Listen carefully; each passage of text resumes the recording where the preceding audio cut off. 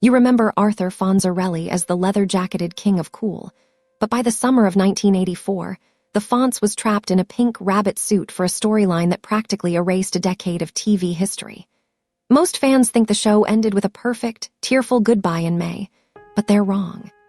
ABC had 5 ghost episodes hidden in a vault that were so bizarre, they nearly destroyed the legacy of the most popular sitcom in America. To understand how the ultimate icon of television cool ended up wearing bunny ears in a local lodge initiation, we have to look back at the sheer cultural dominance of Happy Days during its prime. Created by Gary Marshall, the show was the undisputed heavyweight champion of American television in the mid-1970s. It was a warm, idealized blanket of 1950s and early 1960s nostalgia, designed to comfort an American public that was exhausted by the political turmoil of the Watergate scandal and the trauma of the Vietnam War. At its peak, the series was a rating juggernaut, capturing the hearts of millions of families who gathered around their television sets every single Tuesday night. At the center of this cultural phenomenon was Arthur Fonzarelli, played with effortless charisma by Henry Winkler. The Fonz was not just a character, he was a living legend.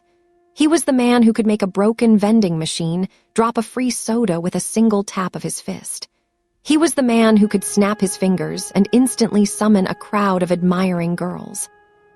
He rode a Triumph motorcycle, wore a flawless black leather jacket, and possessed an aura of invincibility that defined an entire era of television.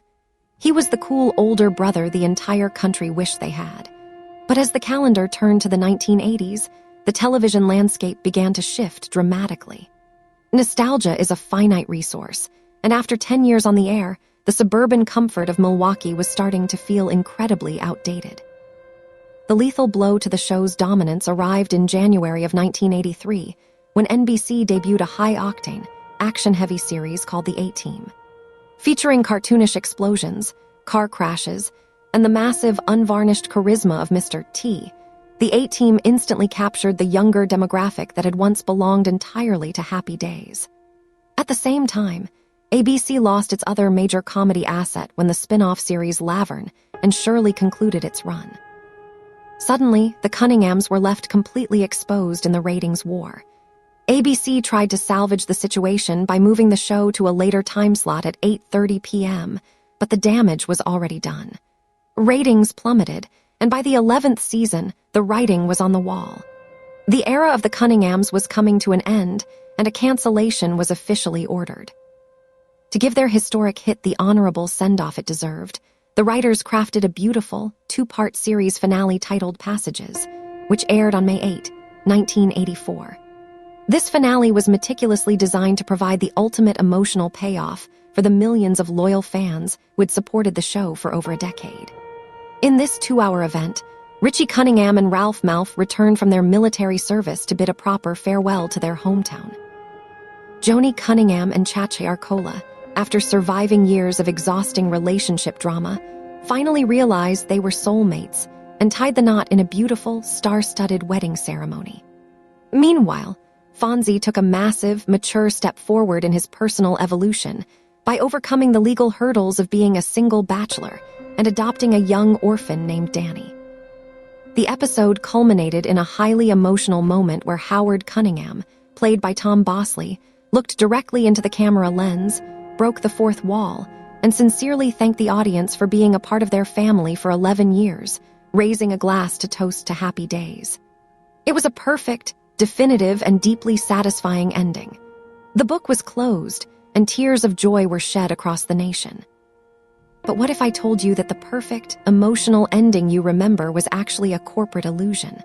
What if the real final image of the Fonz wasn't him proudly holding his newly adopted son, but rather him standing in a local lodge hall, crying, dressed as a giant pastel pink bunny? It sounds like an urban legend or a bad fever dream, but it actually happened. In a move that shocked the cast and permanently damaged the show's syndication legacy, ABC made a bizarre executive decision that forced the actors back into a scheduling paradox, airing storylines that completely broke the narrative continuity of the show. We are about to dive into the 5 lost ghost episodes that ABC tried to bury, including a shocking character diagnosis that that was completely erased from the timeline, and the ultimate humiliation of the coolest man on television. To understand how this disaster happened, we have to look at the cold, hard mathematics of network television in 1984. ABC had ordered a full 22-episode order for season 11. However, during the early months of 1984, the network's broadcast schedule was repeatedly preempted.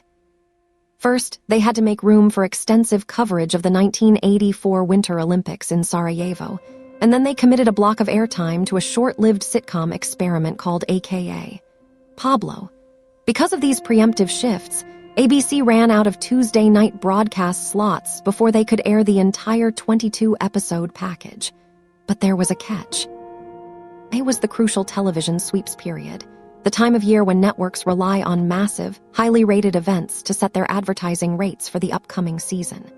ABC could not afford to delay the highly anticipated series finale of Happy Days until June or July, when viewership naturally drops.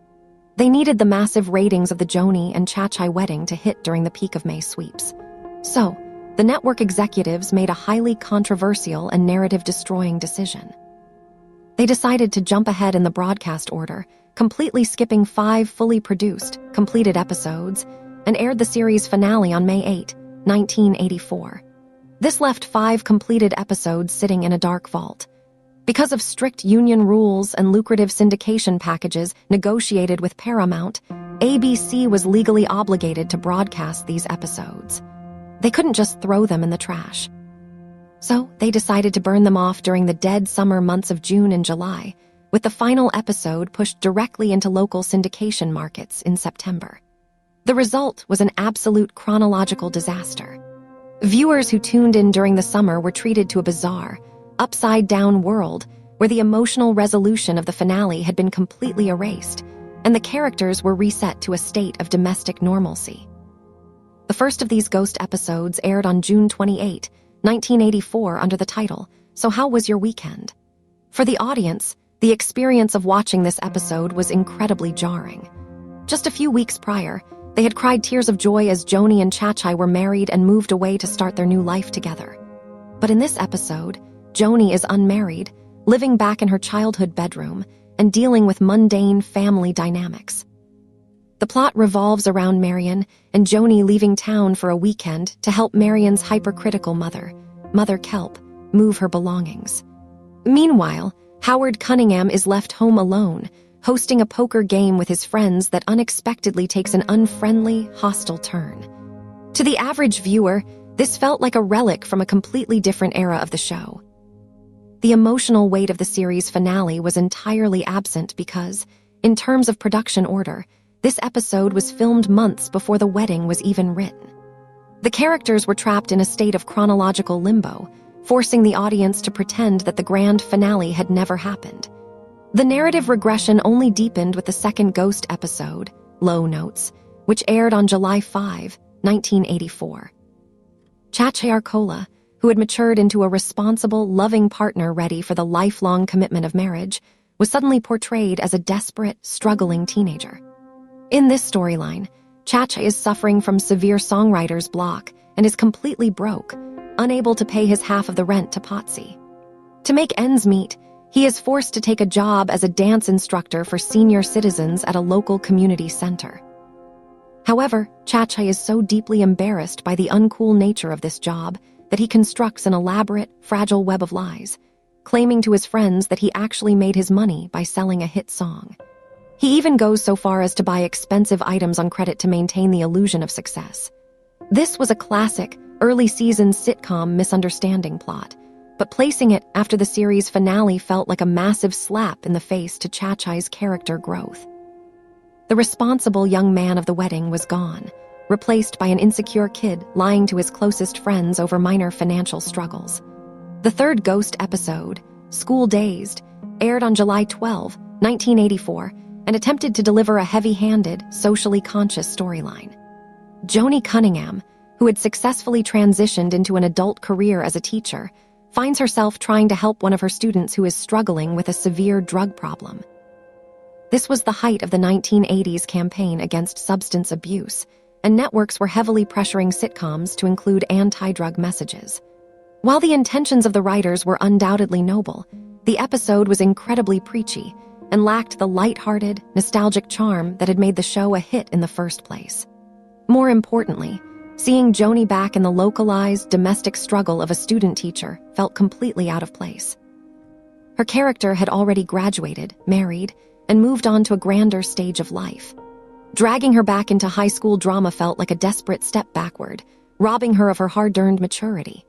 But the most egregious creative crime occurred on July 19, 1984, with the broadcast of the fourth Ghost episode, Good News, Bad News. This was a highly dramatic, emotionally intense episode where Chachi receives a life-altering medical diagnosis. Chachi is offered the opportunity of a lifetime to join a national concert tour with the legendary rock band, the Beach Boys. It is everything he has ever worked for as a musician.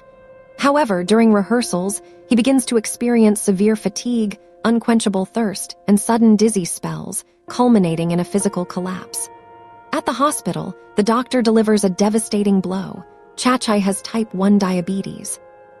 He is forced to decline the Beach Boys tour, shattered by the reality of his new chronic illness.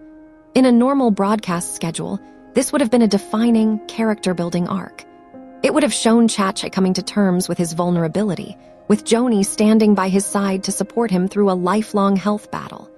But because this episode aired weeks after the grand wedding finale, the stakes were completely non-existent.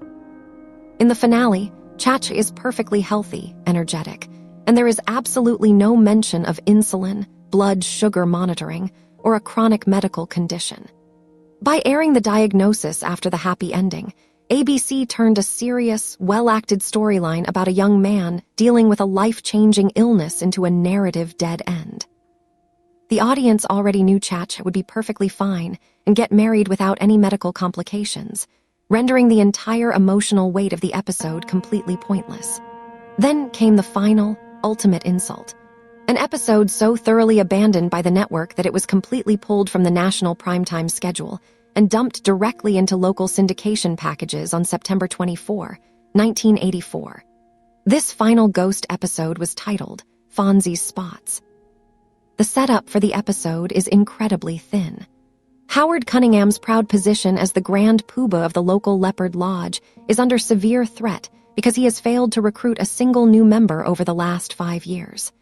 To save Howard's social standing and protect his dignity, Fonzie, Roger Phillips, and Chachi volunteer to join the lodge as new recruits. However, the initiation process takes a dark and humiliating turn when they discover that the lodge's designated pledge master is none other than Potsy Weber, who adopts the tyrannical persona of Sabu and uses his temporary authority to ruthlessly torment and haze his friends. For a character like the Fonz, who had spent 11 long seasons as the undisputed king of cool, being subjected to Potsy's petty power trip was painful enough to watch. But the writers decided to take the humiliation to a level that felt downright malicious. As part of the final, ridiculous initiation ritual required to secure Howard's lodge position, Fonzie is forced to strip off his legendary, iconic black leather jacket. In its place, he is forced to put on a giant, fluffy, bright pink rabbit suit, complete with long, floppy pink ears, a white cottontail, and matching pink paws.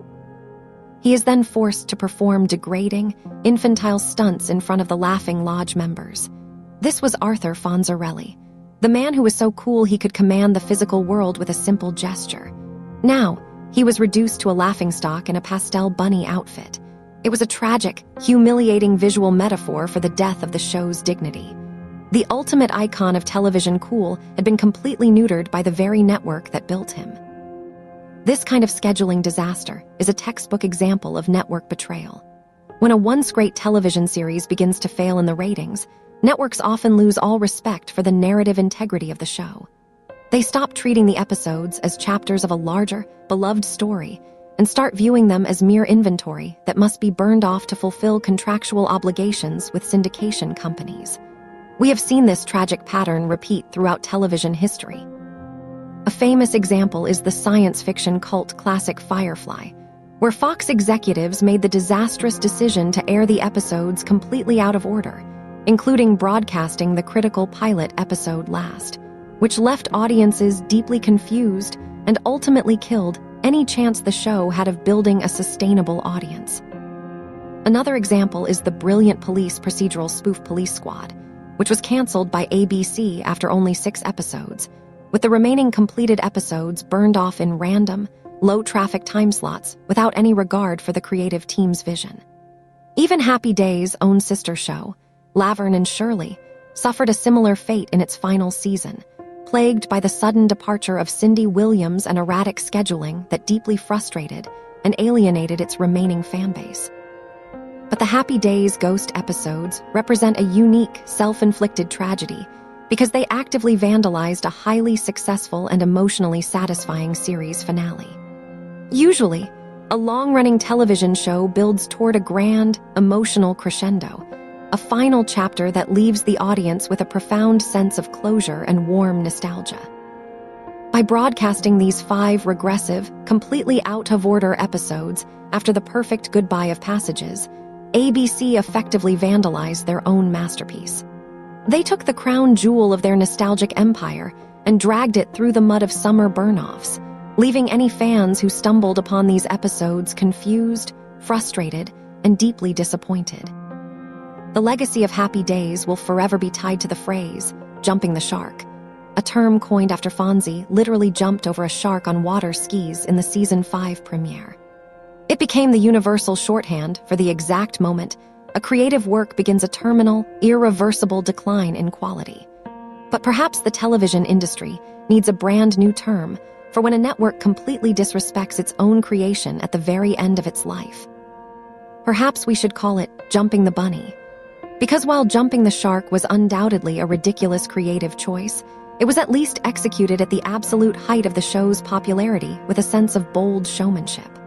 Trapping the Fonz in a fluffy pink rabbit suit months after the show had already officially ended was not showmanship. It was a quiet, embarrassing surrender in an empty room. For the millions of fans who grew up alongside the Cunningham family, the true, authentic ending of Happy Days will always be that warm May night in 1984, where Howard Cunningham raised his glass, looked us in the eye, and thanked us for the memories. But for those who know the secret history of the 5 ghost episodes, the final image of the series is much darker and much stranger. It is the image of a faded icon, stripped of his leather armor, wearing pink bunny ears, and waiting for the camera to finally stop rolling. If you want to dive deeper into the bizarre business decisions and network betrayals that destroyed other classic television shows, click on the video on your screen right now, and we will see you there.